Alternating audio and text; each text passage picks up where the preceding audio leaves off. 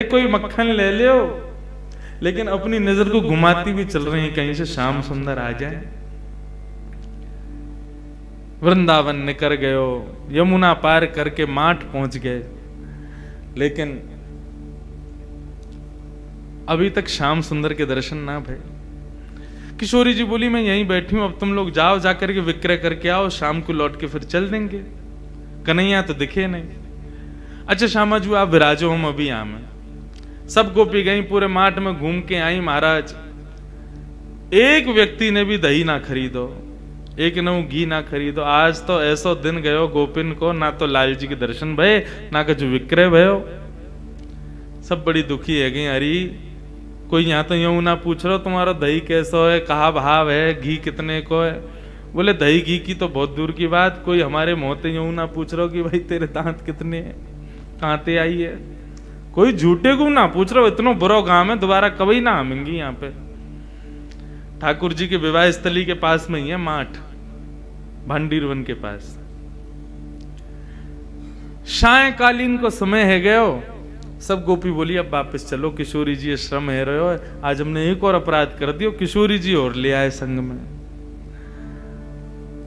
सब गोपिन को संग लेकर के श्यामा जी को जैसे ही पार करवे के काजे जान लगी, अटारी पे चढ़ करके देखी तो महाराज यमुना जी में एक भी नौका नहीं है। दूर दूर तक कोई भी मल्हा ना दिख रहा है पार करवे वारो।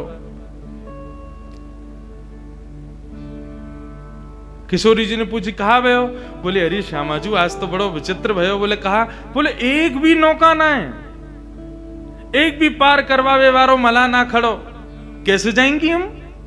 अभी तो बहुत दूर है, परेशान हो, यहाँ तो वृंदावन जामेंगे, फिर वृंदावन से आगे जामेंगे, अरे बहुत समय लग जाएगा।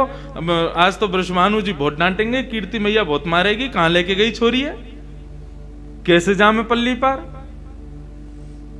किशोरी जी बोली एक बार और चढ़ के देखो, शायद कोई मिल जाए। गोपी गई, अटारी पे चढ़ करके दूर दूर तक दृष्टि घुमा करके देख रही हैं, लेकिन एक भी नौका नहीं, एक भी मल्हार नहीं मिला। इतने में ही दूर नेक सी नौका, और वह नेक सी नौका में बटुआ से कन्हैया, छोटे से लाला, अरे बैठे बटुआ से मोड़े के।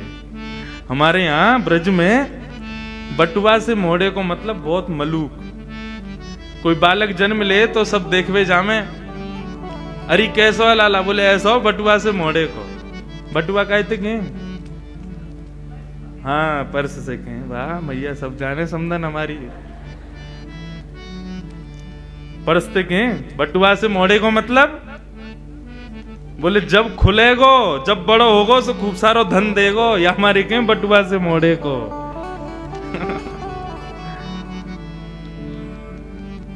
अरे दूर एक छोटी सी नाव दिख तो रही, नेक सी नाव, और वहां में नेक सो लाला। लेकिन गोपिन को ये ना पता कि ये कन्हैया है। ठाकुर जी को तो पता चल गई, श्यामा जी बैठी हैं, उनको यमुना पार करनी है, याचना कर रही है नौका की। तो ठाकुर जी तो बढ़िया बगलबंदी पहन करके, सिर पर स्वाफा बांध करके, ऊंची धोती पहन के, पावन में कड़ूला बांध के, हाथन में सुंदर पाजेब, हाथन में कड़ूला पहन के, करधनी बांध के ठाकुर जी पधारे हैं। और नेक सी अपनी नौका, नेक सी छोटी सी ऐसी बिल्कुल, और वह वहीं के वहीं घुमा रहे हैं, वहीं वहीं चला रहे हैं। अरे श्यामाजू एक नौका दिख रही है, वह नौका में नेक सो बटुआ सो एक छोराऊ बैठो है, दिख तो रहो ना है, कारी कारी रात में वह मोह कैसो है, कारो सो ये कोई। किशोरी जी बोली अब पार तो करनो, और कोई साधन तो है ना, यमुना जी में कूद के तो जाएंगी ना, सबरी भीज जाएंगी। भाई को बुलाओ। अरे ओ मला के इतकुआ, मैं ना आ रो, मना कर दे। अरे ओ नेक से लाला, नेक अपनी नाव को लेके आ, मैं ना आ रहा हूं, पहले तमीज से बुला। मला को दिख रहा हूं मैं तो है, तू जाने में कौन हूं? मैं कोई ये यमुना पार करवावे वारो ना हूं, मैं कोई मला ना हूं, मैं कोई नौका बिहार यहाँ कर तो डोलू ना हूं। अपने बाबा के पैसा ते अपने काजे नौका बनवाइए छोटी सी, इतनी बड़ी है जब मैं ही आ सकूं। अपने बिहार के काजे बनवाई, मैं कोई मला थोड़ी हूं। गोपी बोली अरे भैया रिश्यार हो, तुम या तो प्रेम से बुलाओ, कहीं तुम जोर जोर चिल्ला के बुलाओगी ऐसे कहोगी तो चलो जाएगो। अब जो भी है वह बुलाए लोग, श्यामाजू श्रमित है रही है। अरे भैया मला के आजा, अपनी नौका लेके आजा, प्रेम से बुलाने लगी। सोई ठाकुर जी अपनी छोटी सी नौका लेकर के और चल दिए वहीं पे, और गाते जा रहे हैं आनंद से, जग नैया हमार। नौका चला रहे हैं और यही गा गा करके कभी नाचन लग जाएं, कभी नौका की पतवारें उठा करके गोपीन को दिखाने लग जाएं। गोपी थोड़ी पे हाथ धर के बैठी हैं, कितनो समय लगा रहो यहाँ आवे में, जिन कैसो हमें मल्हा मिलो आज। राधा रानी बोली अब जैसो भी है आन दो, पार करनो जल्दी बरसाने जानो। ठाकुर जी 2 घंटा में तो आए, नाचते कूदते आनंद करते, कभी नाचन लगे कभी कछू करें, पहुंच गए। गोपी बोली हाँ भैया पार करेगो? बोले नहीं करूंगा। अरे कर दे भैया, तेरे हाथ जोड़ रही हैं, हम अकेली पड़ गई हैं, हमारी श्यामाजू विराजी, हमें बहुत दूर जाना, पार कर दे। तो बोले तन पहनाए लत्ता चल दिए कलकत्ता, पार करनो है कछु तो देनो पड़ेगा, कहा दोगी? बोले कहा चाहिए तू ही बता। बोले एक तो पहली बात, ये जितनी भी मुंह को दिख रही कहाँ है, ये सबरी तो मेरी नैया में बैठे, छोटी सी नाव मेरी, वहां में इतनी सबरी बैठ जाएंगी कहीं डूब गई तो? मैं तो अपने काजे बनवाई है, विषम परिस्थिति तुम्हारी हमारे देख के मैं आ गया हूं, इतनी ने तो ना बैठाऊंगा मैं। अरे भैया सबन को पार करना पड़ेगा। बोले ना तुम सबन को ना बैठाऊंगा, तुम सबन की जो सरदारनी है वाकू बैठा लूंगा, एक है पार करूंगा बस, इतने इनको ठेका थोड़ी लियो मैंने। गोपी बोली मुंह तो जाके मन को भाव बढ़िया ना लग रहा, ये मला बड़ो विचित्र है, कुदृष्टि डाल लो हमारी किशोरी जी पे। सखी बोली अरे काम ने करवावे के काजे सबन को बाप बनाना पड़े, नेक देर को या की बात मान ले, कहा बुराई है। किशोरी जी को नाम दे देंगे फिर धीरे धीरे हम चढ़ जाएंगी सबरी नाम में। हाँ भाई अपनी सरदार नहीं लिया, वाकू पार कर दूंगा बस, बाकी तुम लोग अपनो देख लियो कैसे तुम्हें करना। बोली रुको हम पूछ के मैं सब गई, जाके किशोरी जी से कहें कि आ तो गो यूं कह रहा है कि आप ब्रजभाषा समझ रहे हैं ना, आ तो गोए लेकिन यूं कह रहा है कि आपको पार करेगो। किशोरी जी बोली मैं अकेली नहीं जाऊंगी, जन कौन है कहाँ को है कैसो है। बोले वो तो हमें पता है, लेकिन किशोरी जी अब मान जाओ, कब कैसे जाएंगे इतनी रात में, दूर दूर तक कोई नौका ही ना है, यमुना जी तो पार करनी है ना, आप कृपा करो। किशोरी जी बोली अच्छा ठीक है तुम कह रही हो तो फिर मैं चढ़ू ना। बोले तुम चढ़ो फिर संग संग तो हम चढ़ ही जाएंगी, और नेक दूर नाव निकरी नहीं कि हम सबरी कूद जाएंगी भाई में, फिर तो पार करना ही पड़ेगा, फिर कहाँ जाएगा लेके। किशोरी जी जैसे ही आई, ठाकुर जी ने दूर से ही उनके मुखमंडल को देखो है, आहा देख करके वही न्योछावर है गए, प्रणाम करने लगे। जैसे ही किशोरी जी पधारी, जैसे ही नौका में चरण लगी, ठाकुर जी बोले रुको रुको रुको रुको रुको, अभी ऐसे सीधे ना जाओगी आप नौका में। तो बोले पहले आपके चरणन को धो दूं मैं, अपने हाथन से चरणन को धोऊंगा तभी नौका में बैठाऊंगा। सब गोपी बोली तू बड़ी मनमानी कर रहा हो भैया अपनी। बोले देख मुझको तुमसे और कछु दक्षिणा नहीं चाहिए, मुझको यही दक्षिणा चाहिए, ये तुम्हारी जो सरदारनी है ना, या के मतलब तुम्हारी जो सरताज है, तुम्हारी जो अधिष्ठात्री है, या के चरणन को मैं धोऊंगा, चरणन को धो करके तभी आपको अनुमति दूंगा अपनी नौका में चढ़वे के। सब गोपी किशोरी जी से बोली किशोरी जी निवेदन कर रहा है आपके चरणन को धोनो चाहवे, आज्ञा करो। कहा करें? अरे जन कौन है कहां को है कैसो है मैं तो जानू ना हूं, या को कैसे अपने पामन को स्पर्श करन दूं। सब गोपी बोली किशोरी जी और कोई हम पे उपचार भी तो ना है, यही करना पड़ेगा, अब आप स्वीकार कर लो, मान जाओ। किशोरी जी बोली अच्छा ठीक है तुम लोगन के काजे मान जाऊं। किशोरी जी ने अपनो दोनों चरण आगे किए, ले भैया धो ले। ठाकुर जी ने पहले तो बढ़िया सुंदर सो एक गड्ढा कियो और गड्ढा करके वहां में किशोरी जी को एक पाम आ सके इतनो ही बड़ो कियो। वहां में किशोरी जी ने एक चरण पधरा दियो। ठाकुर जी यमुना जल लाला में अपने अंजलि में भर भर के लामे और ला करके श्री किशोरी जी के सुंदर चरणन को प्रक्षालन कर रहे हैं। किशोरी जी एक चरण से खड़ी हैं और एक चरण को ऊपर उठाए रखो, तो बार बार किशोरी जी को जो श्री अंग है वो ऐसे झूल रहे हो है कि अभी मानो जैसे कहीं गिर ना जाएं। तो गोपी जब संग में आ जाएं हाथ पकड़ हुए, ठाकुर जी बोले कोई पकड़ा कौन है, हम जिनके चरण छू रहे हैं, जिनके चरण धो रहे हैं, केवल उन्हीं के चरण, उन्हीं को ही पूरा अंग होना चाहिए। बस तुम लोगों ने स्पर्श किया तो तुम्हारे चरण धुले ऐसा मानो जा सके, तुम लोग दूर रहो। ललिता विशाखा बोली अरे शर्म ना आ रही तो पता हो कौन के पाम धो रहा है, एक पाम ते खड़ी है, एक पाम देख ऊपर कर रखो, कितनो श्रम है रो उन्हें। सो ठाकुर जी ने अपना दूसरा हाथ बढ़ा करके जो किशोरी जी ने अपना पाम उठा रखो वहां के नीचे अपने हाथ लगा दिए। एक हाथ से प्रक्षालन कर रहे हैं और दूसरे हाथ से दूसरे चरण को किशोरी जी को अपने हस्त कमल पर लेकर के बैठे और बोले हे किशोरी जी आप गिरोगी नहीं, घबराओ मत, आप दोनों वरदहस्त मेरे शीश पर रख लो और खड़ी है जाओ। किशोरी जी ने अपने दोनों वरदहस्त ठाकुर जी के सिर पर रखे हैं, एक चरण को धो रहे हैं, दूसरा चरण हाथ में ले रखो है। आहा, श्री परमानंद दास जी याद दृश्य को देखें, कितना सुंदर भाव कह रहे हैं। ऐसे मंगलमय चरणार विंदों में दास परमानंद छिन छिन दास परमानंद छिन छिन श्याम जिनके शरण धन धन राधिका के चरण धन राधिका के चरण।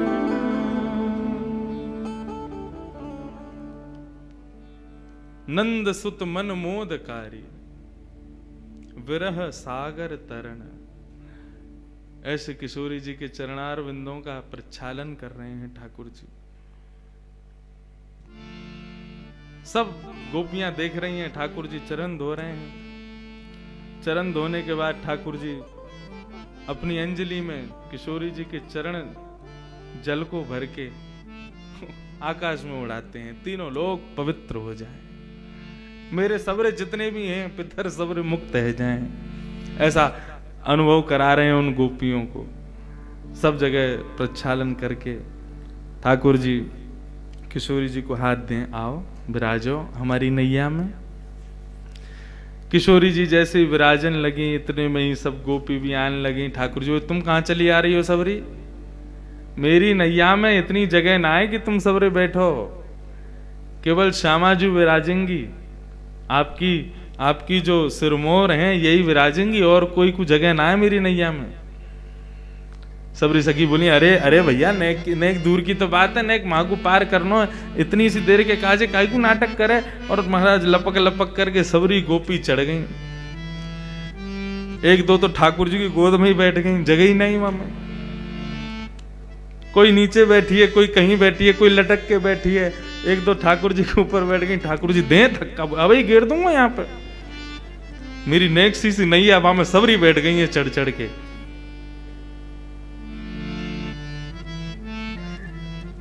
अभी भैया एक पद दिखा रहे थे श्री ध्रुवदास जी को, वहां में नैया देखो कितनी सुंदर वर्णन, यहाँ की नैया देखो। ये पहलो नौका विहार है, बाकी बात तो फिर बहुत सुंदर सुंदर नौका आई, वहां में ठाकुर जी आनंद कर रहे हैं, वो सब है। लेकिन हमारे ब्रजवासी ब्रज के भाव सो तो ऐसो ही बता मैं। नेक सी नौका में सबरे बैठ गए। अब ठाकुर जी नौका चलाना शुरू किए।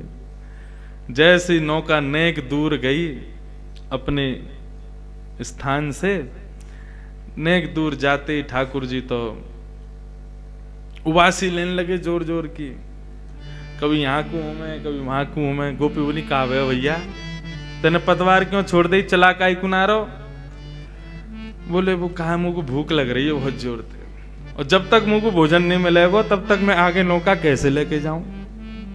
गोपी बोली अब या बीच भंवर में तो को भोजन कहां तिला में। बोले तुम सबन पे जो ये मटकी रखी कहाँ है, तुम्हारा घी दूध दही कछु बिको ना है ना, लाओ खोल खोल के सबरे धरो मेरे आगे। पहले पेट पूजा हो गई तभी मुंह में बल आवेगा तभी नौका चलेगी। अकेली नौका छोटी सी मेरी, बाकू तो मैं कैसे चला लूं, बा में तुम सबरी बैठ गई हो मोटी मोटी सी, तो फिर कैसे चले आगे। कछु खवाओ पहले मुंह को। सब आनंद भी ले रहे हैं, सबन ने अपनी अपनी मटकी खोल दी। बोले बिको तो कछु है ना है, चलो यही धर दो जाके सामने। हाँ कहीं पतो चली पल्लंगू पहुंच गए होके कछु द्रव्य दो तो हम कहते हो देंगे, हमने दही तो दे दियो तो है। सबन ने खोल खोल के ठाकुर जी के आगे धर दियो। ठाकुर जी टेढ़ी सी नजर करने लगे। तुम्हें पता ना है मैं अपनी मैया को बहुत लाड़ लूं, अपने हाथन से ना पाऊं, मुंह को पवानो पड़े। गोपी बोली भैया ऐसा मला पहली बार मिलो है, पीछे ही पड़ गए। सब गोपी आने लगी आकर के अपने हाथन से। ठाकुर जी बोले तुम में तो बदबू आ रही, तुम सबरी हटो, तुम्हारे हाथन से नहीं पाऊंगा। तो बोले वो जो बैठी कहाँ है सामने गौर वरण, उनके हाथन से पाऊंगा। गोपी बोली अब फेंक देंगी जमुना जी में, जो मन में आ रहा हो सो करते जा रहा हो, उनके चरण धो ले, उनके हाथे सिर पर धरवा ले, सब कामन न कर रहा, अब यूं करो उनके हाथन से पाऊंगो। ठाकुर जी बोले तो फिर नहीं पाऊंगा। बोले मत पावे। बोले तो ठीक है फिर हम सो रहे हैं, अपने आप चला लियो नौका को। सब गोपी बोली कहा करें भैया, ये तो ऐसे माने को ना है, या को तो नवनीत चाहिए और श्री किशोरी जी के हाथन से ही पावेगो। आहा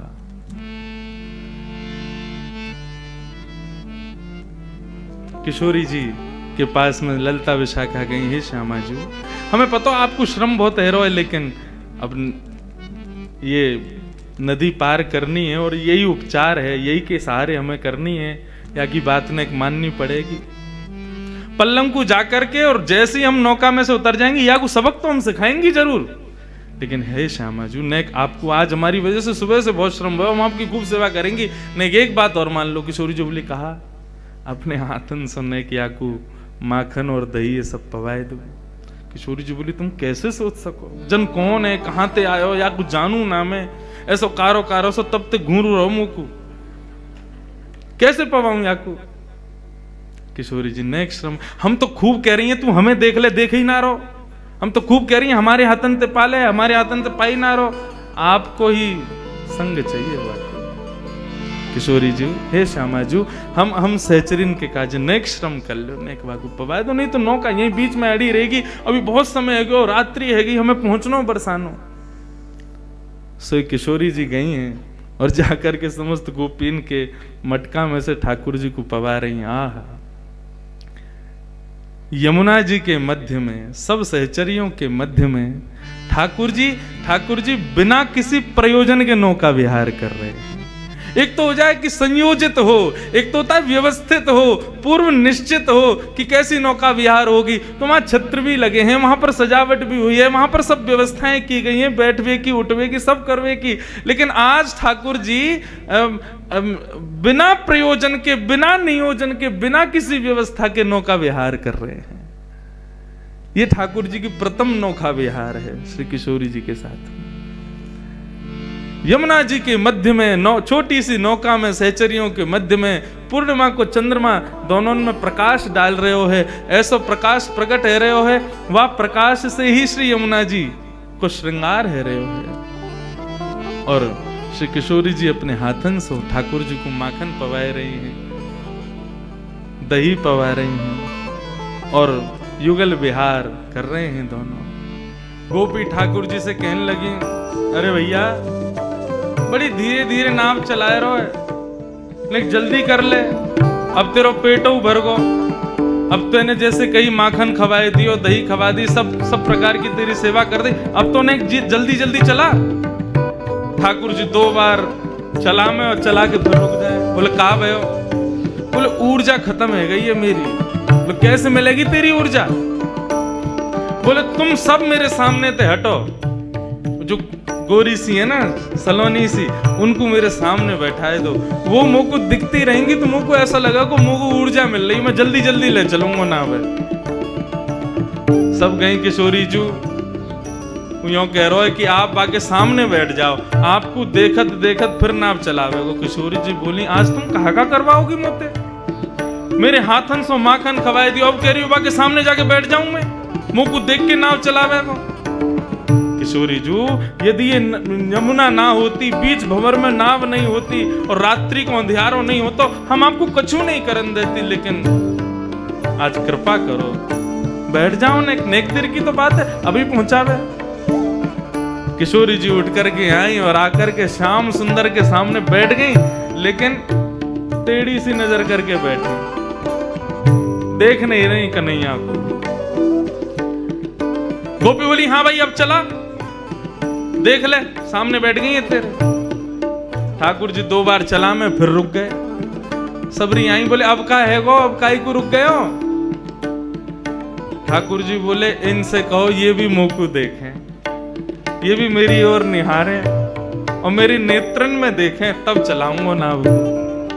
देख तेरी बहुत है रही है, देख ले, तो बहुत ज्यादा कर रहा है, तू जाने ना है कौन है ये तेरे सामने बैठी कहाँ है, और बार बार बेर बेर तू अपने मन की मनमानी करवा रहा है, तू जाने ना है अभी इनको।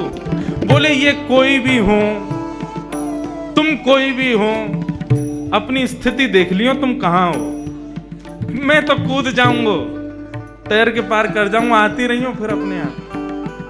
और मुझको तो वैसे भी बहुत नींद आ रही है, मैं अभी सो जाऊं, इनते कह दो यदि ये चाहे कि मुझको नींद नहीं आवे तो मुझको देखती रहे। सब गई है श्यामा जी, वो कह रहे हो कि आप वाकी तरफ देखो, न वाके नेत्रन में देख लो। किशोरी जी बोली तुम बहुत गलत कर रही हो आज मेरे संग, जन कौन है, कहाँ को है, कैसो जाके आचार विचार भाव सब बुरे हैं, जब ते आयो कछु ऐसे उल्टे काम कर रहा है, अब याके नेत्रन में देखवे को कह रही हो, नेक देख लो। किशोरी जी ने नजर उठा करके जैसे ही श्याम सुंदर को देखो, ठाकुर जी मुस्कुराने लगे, अब ठीक है, अब चलाऊंगा नाव को। नेक नेक चल करके लाए, नेक नाव आगे की बढ़ी। किशोरी जी देख तो रही हैं लेकिन तिरछी नजर से देख रही हैं, और श्याम सुंदर बेर बेर नजर देख रहे हैं। किशोरी जी को कभी कभी आभास होवे कि ये नेत्र तो कहीं देखें, ये जा तरीका ते अपने कटाक्ष नेत्रन को घुमावे, ऐसा लगे कि आपको कहीं देखो है मैंने, लेकिन फिर मन को भाव समझा में वो थोड़ी ऐसा क्या, ये तो कोई कुभाव वारो है, जब से आयो ऐसी बुरी नजरन से मुंह को देख लो। देखो निहाना 2 भाव चल रहे हैं, एक भाव कथानक अलग विषय की नौका यात्रा चल रही है और पद के भाव से एक अलग नौका यात्रा चल रही, 2 नौका यात्रा एक संग चल रही है। यहाँ पर जो कथानक कही जा रही है वो नौका यात्रा एक ब्रज के भाव की नौका यात्रा है, जहाँ पर किशोरी जी को नहीं पता कि ये श्याम सुंदर हैं, ये व्यवस्थाएं, ये सब कुछ भी नहीं है, केवल नौका विहार है। लेकिन ये उस श्रेष्ठ नौका विहार का ही प्रारंभ है, उसका ही प्रयोजन है, उसका ही प्रारंभ करता है। ठाकुर जी चलाते चलाते फिर से अपनी पतवार रोक दें। गोपी बोली अब का है गो, अब काई को रुको, मुंह पे चलना रही ना, तुम सबरी बहुत भारी हो, 2-4 कूद जाओ तब चलाऊंगा। गोपी गई लाला तेने बहुत नेक सो नेक सी तेरी नाव है, लेकिन तेरी बात बहुत बड़ी बड़ी है, 1 घंटा ते एगो तो इतने नाटक कर रहा है, क्यों ना चला रहो ध्यान ते। अरे मैंने कही ना मुझको भूख लग रही है, मुझको नींद आ रही है, मेरी ऊर्जा सी खत्म है कि मुंह पे ना चल रही नाव, अब हम क्या करें बता, तुम हमें बैठा लाए। बोले मैं तो एक को बैठावे की कही, मुंह का पता ही मैं 1200 कन्हैया नेक 100 इतनो श्रम मोते करवा रही हो तुम सबरी, कोई को अगर वृंदावन में पता चल गई ना मैंने इतना श्रम किया है, सबरे आ जाएंगे कल तुम्हारे घर। अब लाला पता अब हम कहा करें, बीच में फंसे हुए। ठाकुर जी बोले एक काम करें, मुंह पे एक मंत्र आवे, वह मंत्र को मैं ये जो तुम्हारी ये है ना किशोरी जी, हाँ इनके कान में कह दूंगा। अच्छा, वह मंत्र को सुनते ही नाव अपने आप चलने लगेगी, गोपी बोली हमारे कान में बोल दे। तुम्हारे कान में ना बोलूंगा, इनके कान में ही बोलूंगा, इनके समीप जाके बोलूंगा, और मैं खुद अपने अपने मुख से इनके कानन में कहूंगा। जब ये वह मंत्र को सुनेंगी ना, तुम देखियो जादू होगा, अपने आप नौका चलन लगे, किनारे पहुंच जाओगी। गोपी गई किशोरी जो, किशोरी बोली अब कछु ना मानूंगी मैं, 1 घंटा ते है तुम्हें, कभी कछु कभी कछु कभी कछु, अब कहाँ है? किशोरी जी वो एक बात कह रहा, बाकी ने एक बात सुन लो। बोलो सुना ना, ना कान में कहेगो, कान में मेरे समीप आवेगो, ने कर लियो। किशोरी जी बोली तुम लोग बहुत अनधिकारी चेष्टा कर रहे हो, तुम सबन के सहचरत्व को कहा है गए हो, जो मेरे सामने छोटे छोटे कीड़ा भी आ जा मैं कभी, तो तुम वाकू भी एक श्रम मान करके दूर कर दे हो। आज ये अनजान को मेरे समीप क्यों ला रही हो? सब सहचरी बोली हमें ऐसा पता होती कि ऐसी व्यवस्था अव्यवस्थित रह जाएगी, हम कभी ना करती किशोरी जी, लेकिन केवल अभी मरता कहाँ ना करे, ऐसी स्थिति में पड़े हैं कि हमें करना पड़ेगा। हे श्री जी, हे श्यामा जी, आपके चरणन में बार बार प्रणाम करके कह रहे हैं, यदि आके मंत्र बोलवे तो नैया पार है जाए, हम 2 मिनट में उतर के हमें जल्दी बरसानो लेके जानो, आपको हमें चिंता है रही है, अम्मा बाबा आपकी प्रतीक्षा कर रहे होंगे। किशोरी जी बोली और कोई उपचार ना है? समीप आके कान में ही बोलेगा? बोले हाँ मेरे ही बोलेगा। बोले हम बे। ललता बोली मैं तो तब तक बैठी हूँ, मेरे पाम धो ले, मेरे हाथन सो खा ले, मुंह को देख ले, मेरे कान में बोल ले, मुंह को तो घास ना डाल रो, मुंह को तो देखे भी ना है। किशोरी जी बोली अच्छा कहो बासे, आए को कहे को कान में। ललता विशाखा बोली लाला चल, किशोरी जी बुला रही हैं और जल्दी ते मंत्र बोल दे, और एक क्षण में मंत्र बोल के दूर रह जाइयो, कहीं चिपक जाए, वहीं बोलन लग जाए ना, फेंक देंगी तो जमुना जी में। हाँ हाँ बस नेक बोलूंगा, नेक बोलते ही दूर रह जाऊंगा।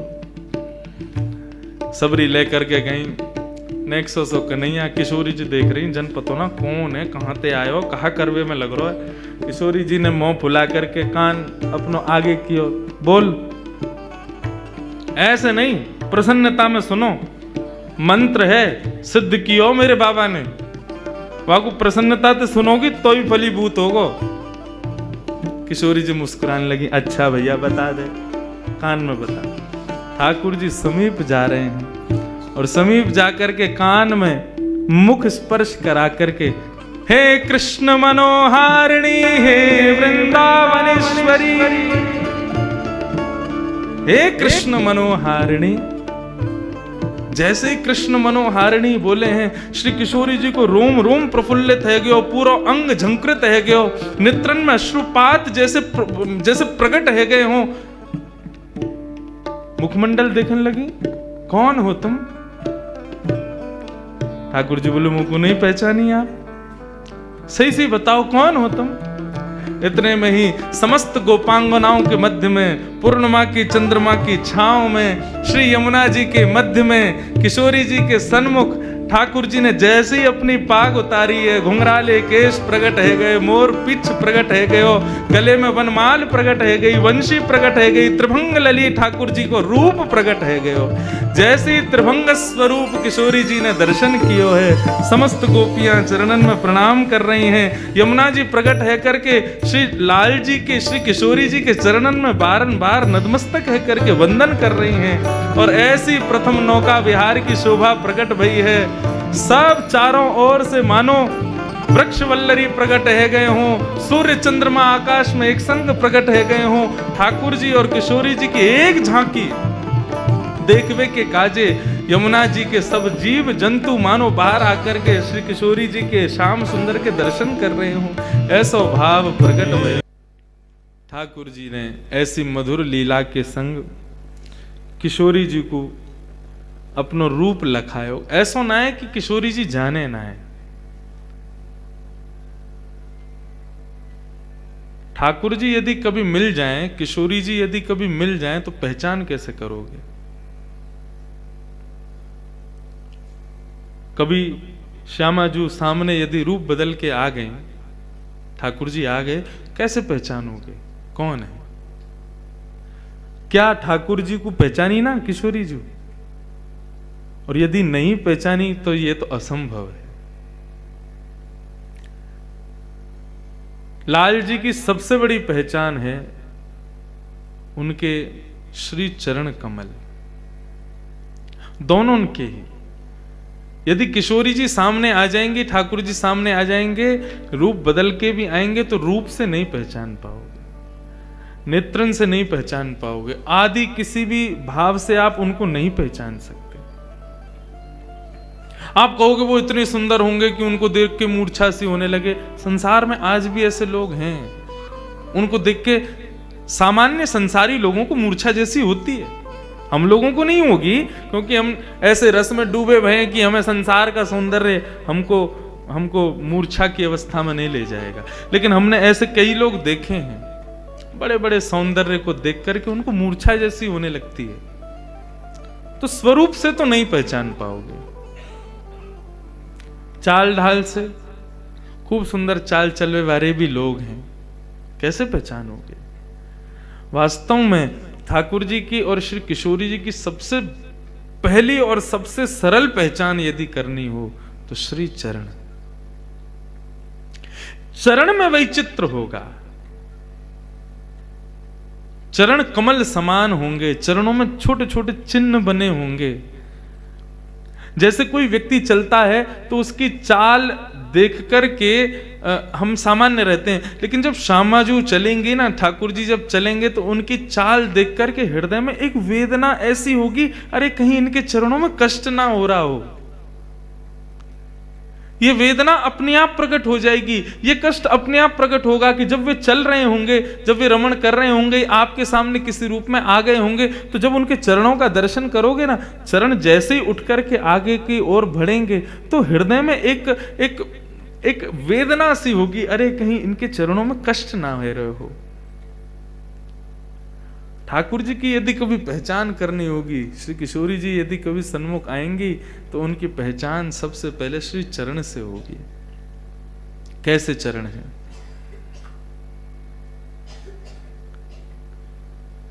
श्रीमद् भागवत में ठाकुर जी के चरणों का वर्णन किया है।